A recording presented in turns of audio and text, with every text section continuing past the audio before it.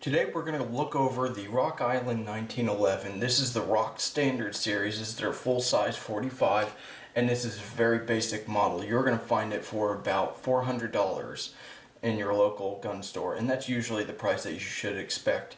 So let's go ahead and talk about this. Why the heck would you even consider Rock Island Armory? Isn't it made in the Philippines? Isn't it, a very cheap design? Well, here's the thing.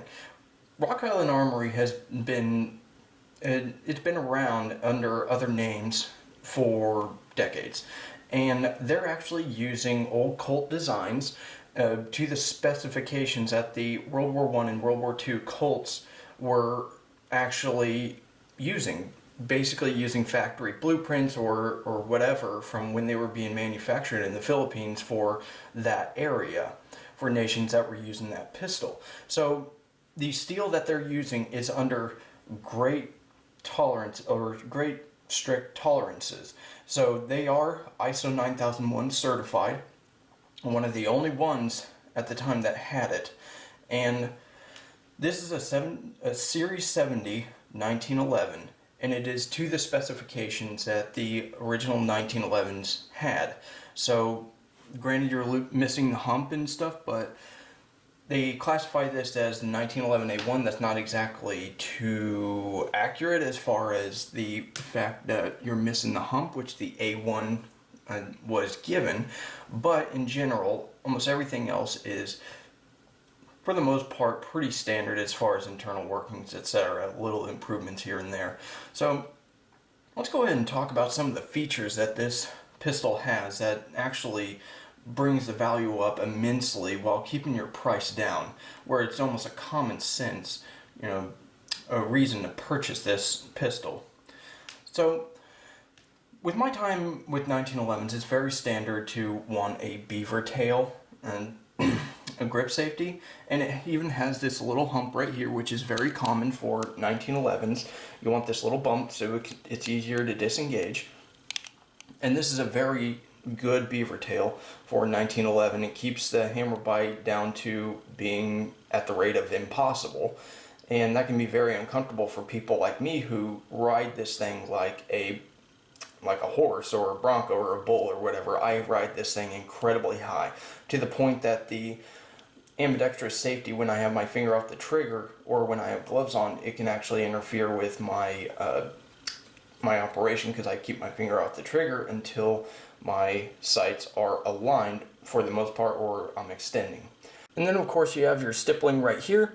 This is very nice actually. It's more of an indent. The serrations aren't exactly as useful. It's more the cutout and the sinking in the front of the frame that gives it more of the quality of it for retention. And also you have a dark painted metal mainspring, which or mainspring housing, that you're usually finding is polymer these days. So pretty much everything is very high quality parts, and it's just difference in how they're made. So the button rifling, a lot of people would say, well, what's the deal with that? Well, that's the actual original specifications. A lot of them are typically manufactured that way, but again, they like to stay with the original specifications, which is what they've been basing all their pistols off of, and that's how they've been manufacturing from the start, because that's what was available to them.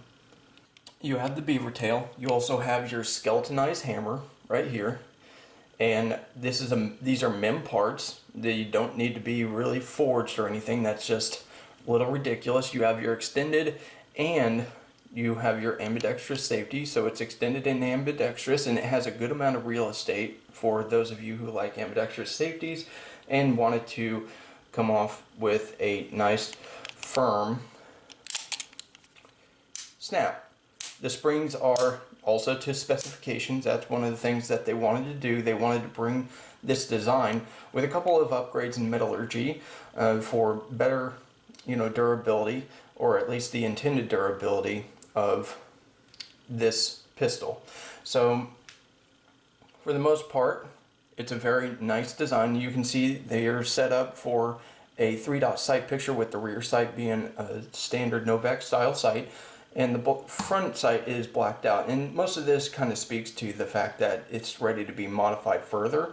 But this is a very basic model. You don't really need a 3-dot sight picture for a 1911. A combat sight picture will typically do with the long barrel and everything. I can tell you from experience that 1911s are very natural in their pointability, and so they almost lend themselves to be better at point shooting than other pistols. And that's very evident by some of the World War II training that was conducted by OSS and other special groups. But let's go on to features. So you have a standard release here, which is kind of uncommon to have these days because a lot of people like to extend them out so they don't even have to move their hand to disengage it. But that's not really a big deal. I mean, more options means more money, right? So you got to cut it where you can. Normally on the grips you have rubberized grips, but I myself got wood grips. They look nicer. I think it keeps it closer to the GI specifications, which I love the GI model. Very simple, my style. And of course you have a standard safety here. Nothing too fancy, but it does disengage pretty easily. I do appreciate that. It's very firm. But also, talking about mags, it is slightly beveled. Now, you don't need much more than that, but you can alter it with a mainspring change. And also, let's move on, skeletonized trigger with an over trowel stop or a set screw, so you can basically fine tune it, which usually is an upgrade that a lot of people spend a good amount of money on. And that's very interesting that they do so. So the next thing that I want to talk about is the full-length guide rod that this pistol has. Now, there's not really much of a difference between the GI specified or GI spec guide rod, but and a full-size guide rod as far as reliability and everything else and performance. But a lot of people like to feel good about themselves for using a full-length guide rod. They think it gives it more support, whatever. But I think the differences are trivial at best, and they've actually found that the accuracy is not much worse if you use a GI guide rod. And the way these full-length slide rails are, it doesn't really offer so much more advantage, but I guess that little edge is enough to kind of drive the quality and value up while keeping the price down again. So what you're finding is everything is 4140 steel. The frame is cast, which is just fine for the ordnance steel that they're using. It's chromoly steel, really, and it's a parkerized finish. The slide is 4140, but it is forged. Slides are a little bit more susceptible because the frame isn't taking as much of a beating, because the recoil guide rod actually acts as a buffer between the slide and the frame. So this frame isn't going to really receive as much of a beating as the slide will.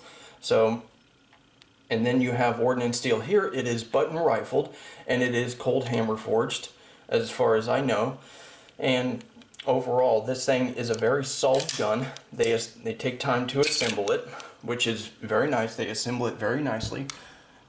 As far as the magazines go, they are made by ActMag right here in Italy, and of course they're stamped Rock Island Armory to give it its own little flair. And these are very smooth magazines. They have a little bumper right here for your quick reload. So this is a very basic tactical pistol for people that don't want to go with the fiber optic sights but still want to have options. Basically something that they can sort of get into the tactical market, but in a very inexpensive way. All these pistols are CNC machined after they're done. You got casting that's done, you got forging that's done, and everything is up to specification for Rock Island. They are really set at giving you high quality while also keeping the costs low, which is actually a pretty difficult process, especially when you have this tight of tolerances as far as metallurgy. In order to be classified as 4140, it has to actually have the proper percentage of different things like zinc, magnesium, whatever mineral compositions that the metal has in order to be classified as ordnance steel, which is very strong. Granted, 1911 is always going to be heavy, but you're getting a pistol that was made the way 1911s were originally designed to be, to give them maximum durability, but for a very low price. You can't really go wrong with this pistol. I would highly recommend it.